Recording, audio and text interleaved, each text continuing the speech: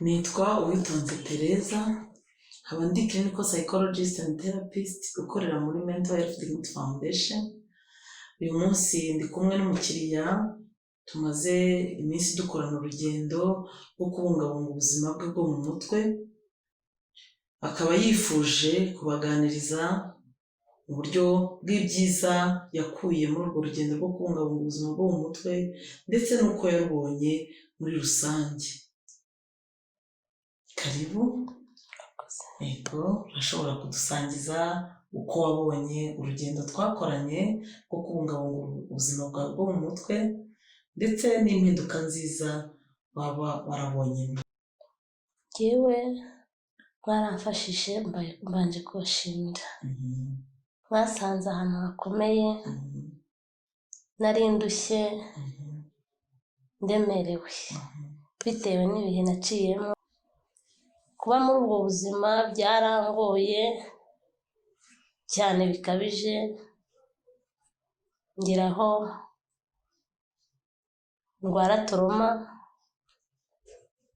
bagira nabo banyita umusazi.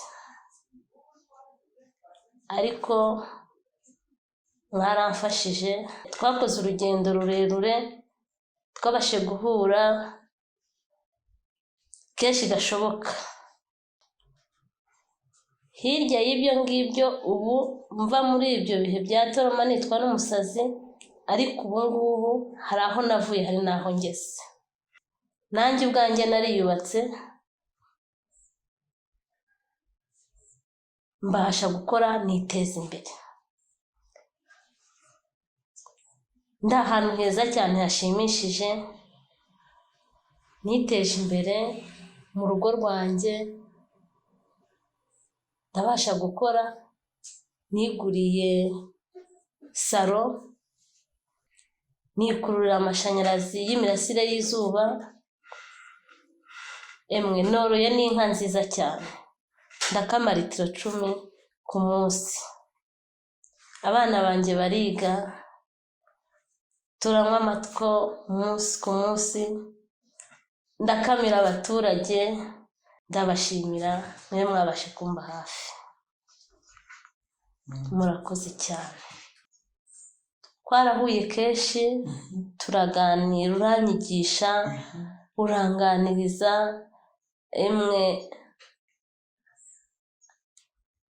abantu ndahugurwa, abaterankunga baransura, nabo ndabashimira ko babigizemo uruhare. Iyo bataboneka ntabwo mba ndahangaha, nta nubwo mba ndi kumwe namwe, mba ndi umusazi mu muhanda. Rero ibyo ntabitinzeho, ndabashimira. Ntabwo nkiri umusazi, ndi umuntu muzima ubu ngubu. Ikintu cya mbere uko mbasha gukaraba nkambara, nkajya mu nzira nkumva ndi umuntu muzima ufite agaciro. Cya kabiri, ndabyara nkamenya kwita kuri wa mwana nabyaye, nanjye njya guhemba nk'umubyeyi. Ikindi cya kabiri, shima Imana kuba mbana n'abaturage. Unkeneye arampamagara, Claudine, tugira inama aho waciye kugira ngo ubusa gutyo, ubungana gutyo, byagenze gute? Kuba wita ku bana bawe umunsi ku munsi wabigenje ute? Leta ingirira icyizere. Mbere nari umusazi, ariko ubu akazi karatangira mu murenge wa Rwaniro, bakambwira ati Claudine, turagushaka ngo natuguha akazi. Nta kibazo mfite. Murakoze cyane.